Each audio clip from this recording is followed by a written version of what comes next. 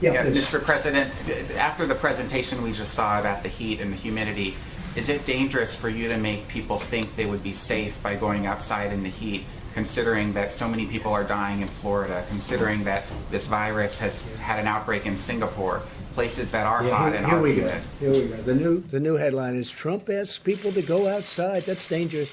Here we go. Same old group. You ready? I hope people enjoy the sun.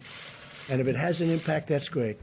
I'm just hearing this, not really for the first time. I mean, there's been a rumor that, a very nice rumor that you go outside in the sun or you have heat and it does have an effect on other viruses. But now we get it from one of the great laboratories of the world, I have to say. It covers a lot more territory than just this. This is probably an easy thing, relatively speaking, for you. I would like you to speak to the medical doctors to see if there's any way that you can apply light and heat to cure.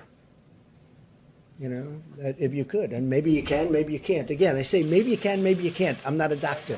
But I'm like a person that has a good, what. But, sir, you're the president. Deborah, have you ever heard of that? The heat and the light relative to certain viruses, yes, but relative to this virus? Not as a treatment. I mean, certainly fever Yeah. is a good thing when you have a fever. It helps your body respond. But not as, I've not seen heat or light. I think it's a great thing to look at. I mean, okay? Respectfully, sir, you're the president, and people tuning into these briefings, they want to get information and guidance and want to know what to do. They're not looking for rumors. Phil, I'm the president, and you're fake news. And you know what I'll say to you? I'll say very nicely, I know you well. I know you well, because I know the guy. I see what he writes. He's a total faker. So are you ready? Are you ready? Are you ready? It's just a suggestion from a brilliant lab by a very, very smart, perhaps brilliant man. He's talking about sun, he's talking about heat, and you see the numbers.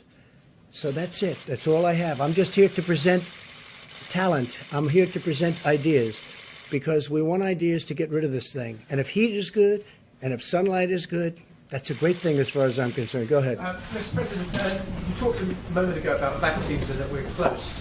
How close do you think the Oxford University study says they could have one by September? Do you think the pharmaceutical companies in the US around They could have one of what? They could have a vaccine ready, tested by Oxford's September. one. Johnson & Johnson is working. They're also working together.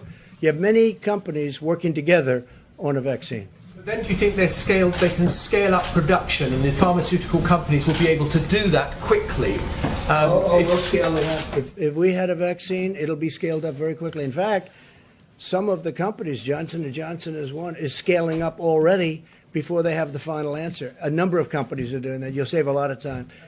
The normal is you scale up after. I have to say the FDA has been fantastic. Stephen Hahn, Dr. Hahn, has been fantastic. They're moving along rapidly.